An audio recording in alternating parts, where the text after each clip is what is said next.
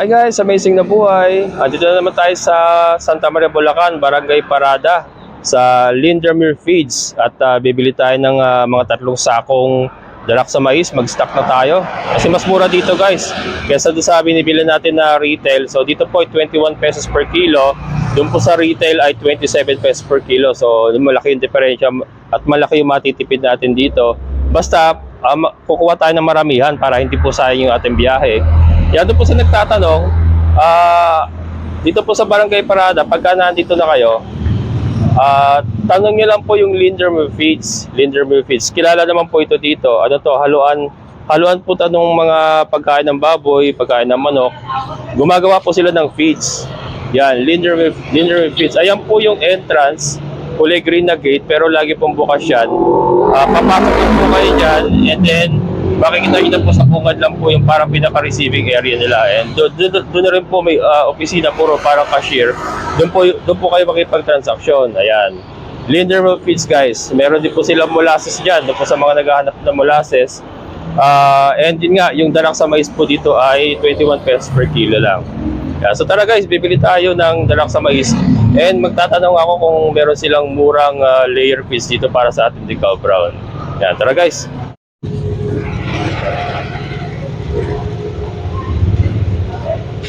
Eh, magkano yung dalak sa mais na 40 kilos kayo? 840 po. 840. Tatlo po.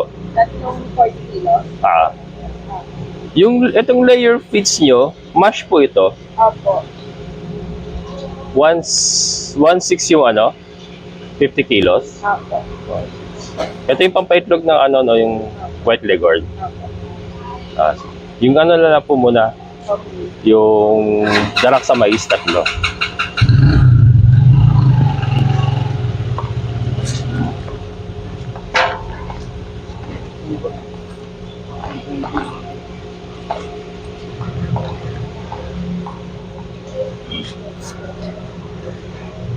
Two, 5.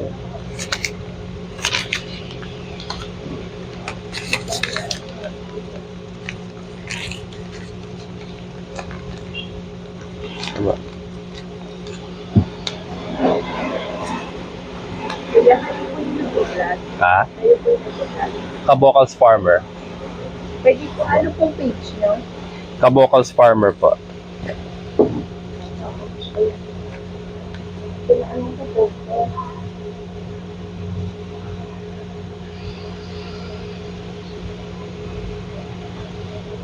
Ay. Nawala. Ano ba yan? Ayan po. Okay. Subscribe kayo, mama. Apo. Thank you. Okay. Ayan guys, bumili tayo ng 3 sakong darak sa mais. Nalimutan ko yung container ko.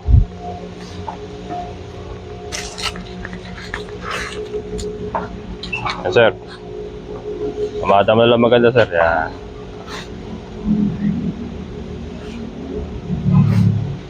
Yan. 3 lang, sir. Wala ko lang po ng 5 kilo. Ilang kilo ba to, sir? 25 po ang 25 pag isa. Okay. Ayan.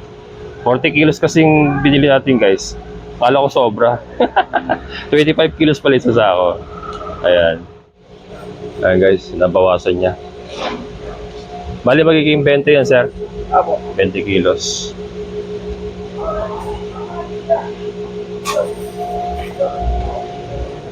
Maganda talaga, no? Mais talaga. Yan, kaya dito ako kumukuha, guys, kasi talagang mais talaga. Mais yung nila. Darak sa mais. Ang mais pa. Ito, check natin yung price list. Nagtanong ako ng layer feeds, guys. Ito. Layer feeds para sa Decal Brown sana natin. 1.6 yung 50 kilos. Yan, 1.6 na yung layer feeds sila mash. 50 kilos yan. Yan yung ibang price list nila. Ito pambaboy ito. Yan. Ito yung mga breeder special. Yan.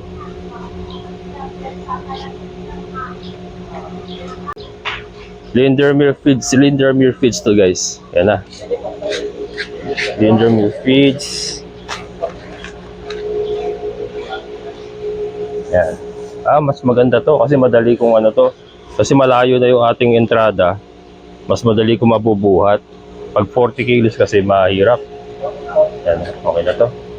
Ang katumbas nito guys ay 340 kilos. 340 kilos. Bibili sana ako molasses, nakakalimutan ko yung container ko. Ayan. So dito, Lindermill Feeds. Ano to, talagang ano, parang haluan ng mga feeds. So mas mura to guys compared sa ibang ano, kung bibili tayo sa mga poultry supply talaga. Ito ay 21 pesos per kilo yung darak sa mais.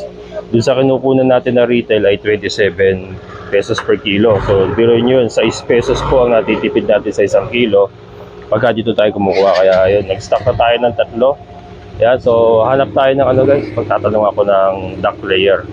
Baka duck layer na lang gamitin natin sa mga decal brown kasi dito 1.6 din yung layer nila.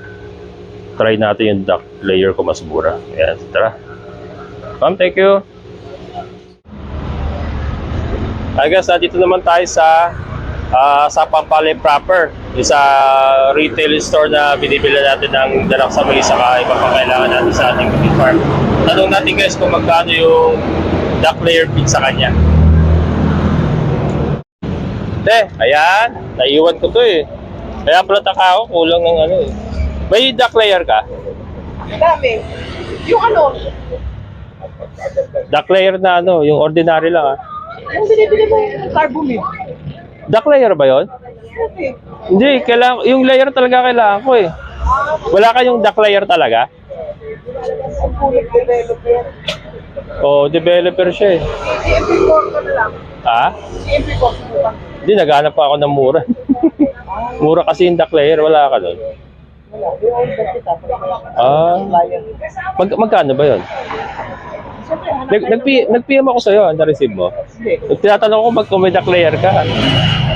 Kagabi. Kasi yung hindi ko tuto sa ito. Ay, yun. Oo. PM mo na lang sa akin kung magkano. Okay. Para ano. Kasi baka duck layer ko na lang yung mga decal brown ba? Para makamura ako. Kasi maghahalo naman ako ng Madre Diago eh. PM mo na lang. Hintayin ko na lang ha. Pero ano yun no? Yung duck layer talaga yun ha. Yung duck layer na pampaitlog talaga. Parang mahal yun.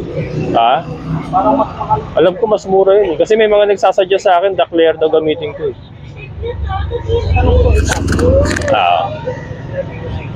Pag GMP4 kasi mahal eh. Lugi, talo negosyo. Baka di tayo kumita sa layer dyan to eh. Pag ano, orderin mo pa yan oh. Pagka meron to at mura, may pati meron. Sige. PM mo na lang ako. PM mo na lang ako ha. Sige te. Thank you.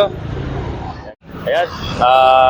Di pala niya na-receive yung PM ko kagabi kasi nag-PM ako sa kanya. Tinatanong ko yung duck layer kung magkano sa kanya. Kaya ayan, wala siyang stock. Pero may titignan ako dito sa kabila. Meron siyang duck layer, nakita ko kanina. Nagtanong na ako doon, hindi ko lang na-video. Pero ayan, pupuntahan natin ngayon. Doon muna tayo kukuha. Kasi wala tayong papakain sa ating mga decal brown. Ayan, tara guys. Ayan guys, barangay Dulong Bayan tayo. Malapit na sa amin to. Meron pa isa dito na tindahan ng feeds. Kaya lang yun kasi si ate suki ko yun. So inuna ko muna siyang pagtanungan. Kung anong hindi siya nag-reply kagad. Kaya lang wala. Kaya sa tanong natin kung magkano yung kilo ng duck layer feeds. Ate, magkano yung kilo ng duck layer? 28. 28 ba? Wala na tawa dyan. Isang tako. May less lang po sa ano. Magkano? Kaya ko lang magbigay ng mas ng 10 Magiging magkano siya? Dapat ano siya, 1,390 ba? 1,390. Nilas ko na siya ng 10. 1,400 dapat siya. May less na yun. 1,390 yung sinabi ko. May less na yun. Sige, may isang buo ka dyan. Meron. Sige, isa. Ayan guys, kuha tayo ng isa. Try muna natin kung effective yung duck layer sa ating mga decal brown. Kasi may mga nag-a-advise sa akin nga na duck layer po kung subukan ko ang gamitin para makamura. At parehas din naman daw ang epekto nun. Kasi kumain ng ano guys, ng decal brown. Pero yun yung 2 kilong binibigay ko kada pakain. Kulang pa sa kanila yon. Pero ano yan, sa ngayon lang yan kasi kinukondisyon pa natin sila saka nag-bacterial flushing tayo. Pero pagkatapos na yung bacterial flushing, mag-introduce tayo ng Madre de Agua para 50-50 ratio, makakatipid tayo. Ayan. 2 kilo kulang talaga siguro. Ang isang kainan nila, kailangan natin ng mga 4 na kilo para talagang mabusog sila. 4 na kilo or more. Kasi ang gagawin ko doon is hanggat kaya nila papakainin natin eh. Ganun ang plano ko doon. Kaya yung mga feeders na binili ko ay ganun. Yung parang automatic feeder sila. Pagka Madre de Agua kasi ay lalabas yun. Buhag-hag kasi pagka may Madre de Agua ng may chop Madre de Agua na. Yan. Kaya mo? Ano kasi kuya? Kaya mo? Kaya ni kuya yan.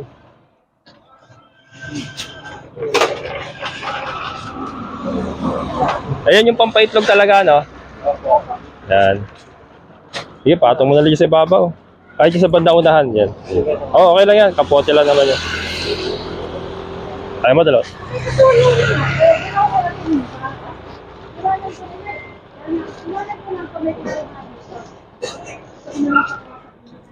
Wow. Yan. 1-4 yan.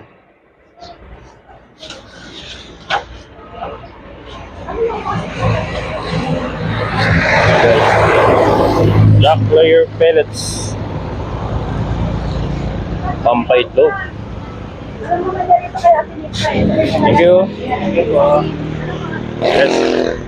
Yan, try natin to, duck layer. So may duck layer feed pellets na tayo. May darak na tayo. Yan, let's go. Balik na tayo sa farm. Dahil bote niya na. Naipon.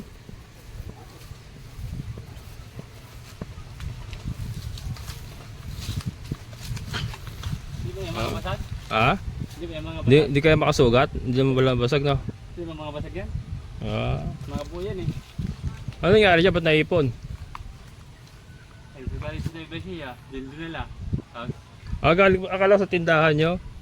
Hindi pala galing sa tindahan. Hindi man kami siya nagtitinda dyan. Ayaw ng amo namin na magtinda dyan eh. Ayaw. Hindi sa kanya yan. Doon sa Yung iba, pinatanggal na. yung iba, nagbibili. Sige, mga rin ito. Yan. Marami pa yan doon. Wala na? Di ba binibili ng junk shop yan? Hindi naman. Ayaw? Yung ganyan? Kala ko binibenta yan. Oo. Paano kunyari may nagpunta rito magbubote, tapos bibili niyan? Benta namin. Bibenta niya? Meron akong kilalang junk shop dun eh. Sa may malapit sa Balencianahan. Baka gusto niya yan. Tanong mo po. Tanong ko. Para sayang din yan. Ito? Ha? Ang dami to eh. Oo. Isang sako yan, no? Ang dami yan Alam ko na papakinabangan pa yan mga yan eh. Oo. Taki naman pa na, no? Oo. Sige, daan ako mamaya para Oo. sayang naman eh kung lang. Mababasag lang yan dyan eh. Yan, so punta man tayo, ikot tayo sa ating mga alaga. Yan, nagtatambak na naman sila. Kakaayos ko lang yung butas na ginawa nila doon. Yun nga, yung pinagtayuan ng ating chicken coop. Kung matatandaan nyo, ang daming tinambakan namin ng tinambakan niyan para lang matabunan po yung mga bubog na itinapon nila dyan. Tapos ito na naman, mga bote na naman. Inaano ko siya kanina, tinatanong ko, baka po pwedeng doon sa may malayong mangga ilagay. Kasi dito niya inilagay masyadong malapit sa akin. Baka kasi madagdagan niya maging parang junk shop na. At least doon malayo, kaya lang tinatamad yun eh. Tinatamad. Sabi niya dito daw pinalalagay. Pero ako palukuhin niya. Tinatamad siya. Pwede naman niya ilagay yun doon sa may kabilang mangga eh, mas malayo eh. Kaya lang ito kasi malapit. Kaya diyan na lang nila inilagay. Ayan. Wala naman tayong magagawa. Di naman atin itong lupa. Si Dagul guys, nilabas ko muna. Andito yung mga kasama niya. Pudpud na natin mga Madre de Agua. Kasi talagang walang oras man nakati guys. Hindi ako makakilos ngayon kung nakapokus ako sa mga decal brown. Kaya yung ating mga kambing hindi ko masyadong Kasi kaso ngayon, hindi ko sila may pagsakate. Kaya dito ko na lang sila pinawawalan. Hinahayaan ko na lang silang, yan oh, pudpud na talaga oh. Talagang kudkud na yung ating mga Madre de Agua. Pero buhay naman yan, hindi naman mamamatay yan. And ito yung mga Madre de Agua, Madre de Agua, mga Rhode Islands natin. Pinawalan ko lang din dito kasi yung kanilang area nga, hindi ko pa natatapos yung net. Ayan oh. Hanggang dito lang yung net na nagawa ko. And bukas pa to, ayun, nililipad-lipad pa. So nakalalabas pa sila. Ayun yung iba. Ayun yung iba. Ayan. Ayan. Punta tayo dito sa mga baboy kasi may nagre-request na ano, update daw sa ating mga baboy. Ayan, punta natin para makita natin yung ating, or ma-update ko kayo sa ating mga alagang baboy. Narangan ko yung papasok dito kasi nga pudpud na yung mga Madre de Agua dito. Yung mga kambing natin pumapasok dito, pinipilit sila makapasok dito. At ito ang pinupuntirya guys, ano? Ito naman na pinupuntirya nila kasi wala na ron eh. Naubos na nila sa labas eh. So ito pinupuntirya nila, ayan oh. Nakadali nga sila kanina. Nakalusot. Ito pinoprotektahan natin kasi yan talaga ang concentration ng ating tanim. And dyan ako kumukuha ng pagkain nila at dyan ako kumukuha ng mga cuttings na binibenta. Ayan. Yung sa labas kasi parang dagdag lang yun, additional lang na tanim ko yun na pansamantalang ibinigay ko muna sa mga kambing. Pero ayusin ko yan guys, hindi pang matagalan yan na nandyan sila. Kasi kailangan ko yung Madre de Agua na yan. Lalo na ngayon may mga decal browns na tayo. Mas marami ang consumption ko ng Madre de Agua ngayon. So yun, hindi ko pa lang naayos. At mahirap talaga mag-isa. Ito po yung mga baboy natin. Yan, sa nakakamiss. Ito po si Canor. Si Canor po, mag-iilaw tayo para maliwanag. Yan. Yan po si Canor. Ang ating barako. Tatapos lang po nilang ligo. Ito si Trisha. Yan po si Trisha. Ito guys, buntis na. Buntis na to kasi nalagpasan na nila in 21 days. Simula nung sila nabulugan. So buntis na ito. Hindi na sila umulit eh. Yan, hindi na po umulit.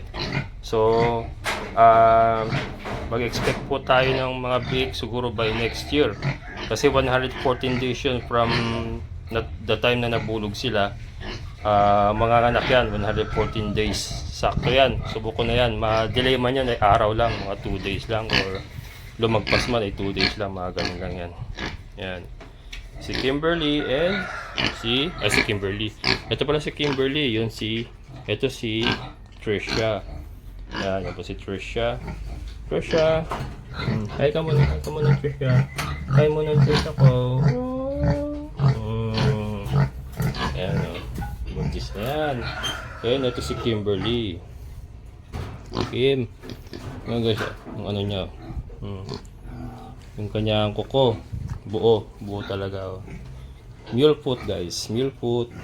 Si Kimberly mabait din. Kaya lang minsan may topak. Pero mabait yan. Kimberly ko yan eh. Diba na? Kimberly ko yan eh.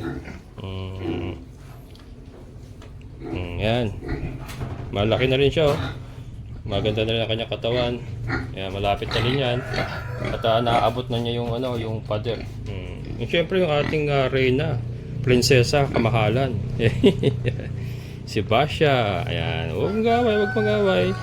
Yan po si Basha. Ito ang pinakamabait sa kanila, pinakamalambing. Si Basha. And buntis na rin niya si Basha. May waiting na yan ng anak niya, si Sir Severino. Nagpa-reserve na kaagad si Sir. Yan. Kasi gusto niya yung lahi ni Basha. Yan po. Yan po ang ating mga baboy. Looking good. Yun nga, ako lang nakakapasok dito. Walang iba. Dun sa kabila, po pwede. Dun sa pinagpagawaan natin ng kulungan ng mga decal brown, yun nakapasok po yung ating mga karpentero doon. Pero dito mismo sa area na to ay ako lang. Walang ibang pwedeng pumasok. And ito yung ating mga pato. May itlog na naman guys, oh. Yun. Bastos. May itlog na naman, oh. Ito hindi ko na pakikialaman. Ayoko na pakialaman. Bahala ka dyan, limliman mo yan. Hindi ko na i-incubate yan. Palpak yung incubator. Kaya mas maganda talaga ipaubayan na lang natin sa kanila. Wala. Yun lang meron, oh. Wow. Ito, nag-umpisa pa lang to. Yan, nag-umpisa pa lang mangitlog yan. Yan, nila natin sila maglimlim ng kusa. Sinubukan ko lang naman yun. Sinabi ko naman nung inumpisahan natin yung ginawa ko na pag-incubate, subok lang naman kung magiging successful. Pumalpak. E di abort. Ganun lang naman yun Balik natin sa inahin. Ito yung mga ano guys, doon sa nakasubaybay sa akin, yung nakakulong dito. Yan. Yung nakakulong dito ng mga ducklings. Nakakulong dyan. Ayan na sila. Pinawalan ko na. Ito iba. So, sama-sama na sila. Pag nagpapakain ako, isang bigaya na lang. Ayan. Para rambulan na sila dyan. And ito yung galing sa incubator guys na nakandling ko na may laman. Ito nililimliman pa ni Mama Duck. Ayan nililimliman pa ni Mama Duck. Update ko kayo kung may lalabas na ducklings diyan. Pero ayan nililimliman niya. Natin yan nabulabog tuloy, sorry, titignan ko lang naman kung may itlog. Ayun pa yung mga itlog guys, yan, ayun pa yung mga itlog, okay naman. At wala talagang itlog pero kinakalkal nila guys, ayan, kasi may mga nakita nyo may mga parang kinalkal so ibig sabihin may mga inahin po na nagpupunta dyan na malapit na rin mga itlog. Ayan.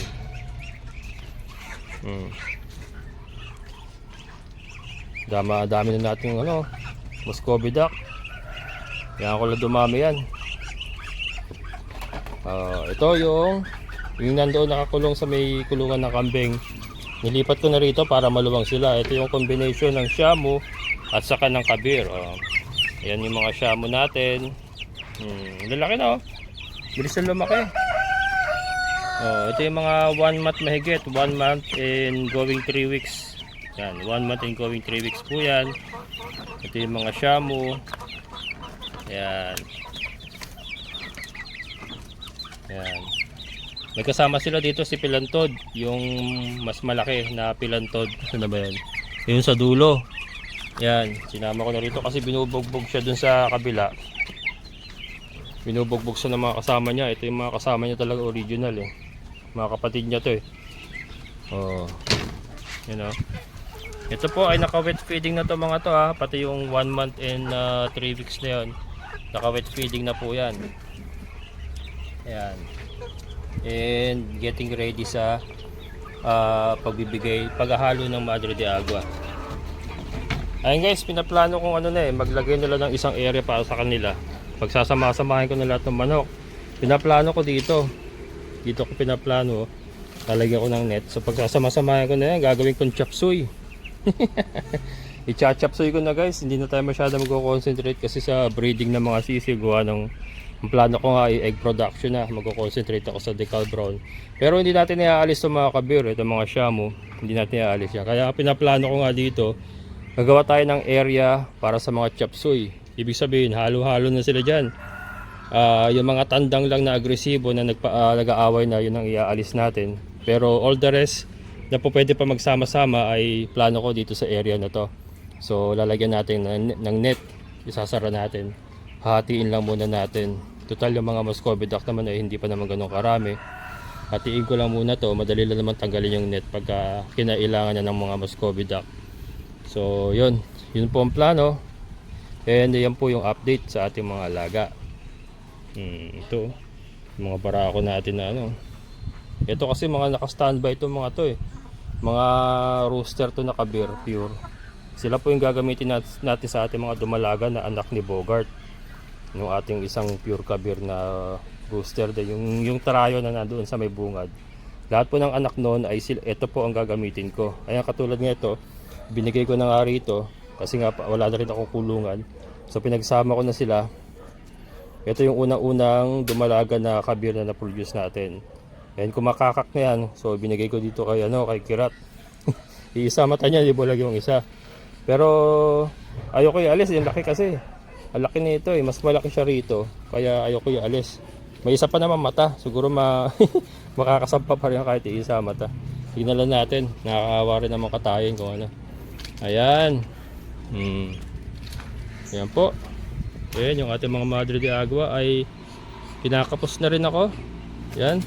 Paubos na rin yung ating mga Madre de Agua. Ito na lang part na to ang meron. Yun nga sa labas ay pudpud na. Inubos ng mga kambing. Pero ayusin natin yan. Ayusin natin. Kakailanganin ko yung mga Madre de Agua na yun. Hindi po pwedeng kambing lang ang makinabang doon. Kailangan lahat sila. Ayan. Ayan guys, balik tayo sa kubo. Tignan natin yung ating mga pinamiling darak sa mais at duck pellets. Duck layer pellets. Ayan. Ayan guys, balik tayo sa kubo. Kakain na rin ako. Tanghalian pa lang. Ayan o. Photo bomber. Photo bomber. Ganda sana walang kalat. Ito yung darak sa mais na binili natin. Bali, ang isa nito ay 25 kilos nga. Ito pa. And then ito guys, yung duck layer. Ito. Pakita ko yung itsura guys ng duck layer. Ito yung itsura ng duck layer. Yan. Ito nyo ba? Ilaw tayo. Yan. Ito. Duck layer yan. Mabango rin yun. Amoy duck. Joke lang. Oh, yan. So ito subukan natin kasi may mga nagsasabi rin nga sa akin na duck layer din ay maganda rin po sa mga decal brown. Yan. So try lang natin. Kasi mura to Biruin nyo, ano lang, 28 pesos versus do sa pinakamurang pang manok na nakita natin, 1.6 isang sako, 'di ba? Ayan, 1.390. Yan, ayun yung ating mga decal brown guys. Pero hindi naman natin lalapitan, baka nagsasawa na kayo. Dito muna tayo at kakain na rin ako. Ano ba ulam ko? Itlog ng decal brown guys. Itlog ng decal brown. Tatlo yan, nagpatong-patong lang. Maganda sana ang presentation ko kanina, kaya lang nagpatong-patong. Inilagay ko kasi sa plastic tumaob, so nagpatong-patong. Pero tatlo yan, tatlong side up. Ayan guys, so kakain muna ako. Pero bago tayo magtapos, yun nga palang duck layer, doon sa unang pinuntahan natin kanina kay Ate Susan na wala siyang stock. Nag-PM na siya ngayon, meron daw siya makakunan 1,150 ang isang sako. So mas mura sa kanya. Ito 1,390. May tawad na ako 10 piso dyan. Ayan, so sa susunod sa kanya na tayo kukuha. So biruin nyo, 1,150. So pag dinivide natin yon, 1,150 divided by 50 kilos, pumapatak na 23 pesos lang ang isang kilo guys. So 2 piso lang ay darak sa mais na ang katapat niya. Yung darak sa mais kasi is 21 pesos per kilo. So biruin nyo, murang-mura po talaga yung duck layer guys, duck layer. Yung sa decal brown marami pa rin ayusin, wala pa silang hapunan at wala pa silang itlugan. And kinakailangan ko pa palang kumuha ng kusot or ipa na panglatag sa flooring nila kasi mabilis din magdumi. And yun nga, itong range area nila ay wala pang net dito sa harap kaya hindi ko pa rin sila mapakawalan. Pero kahapon nga po ay natapos na yung kanilang 3 days na bacterial flushing. So kahapon po yun. Last po yung intake nila ng antibacterial kahapon. Ngayon bibilang tayo from today, bibilang tayo ng 5 to 7 days. Gagawin ko ng 5 to 7 days bago tayo magbenta ng itlog para safe yung itlog na ibebenta natin para sure ball. Ayan, so itong itlog na to, ito po ay yung nakuha natin bago natin sila purgahin. So safe pa to. Pero yung mga nakuha natin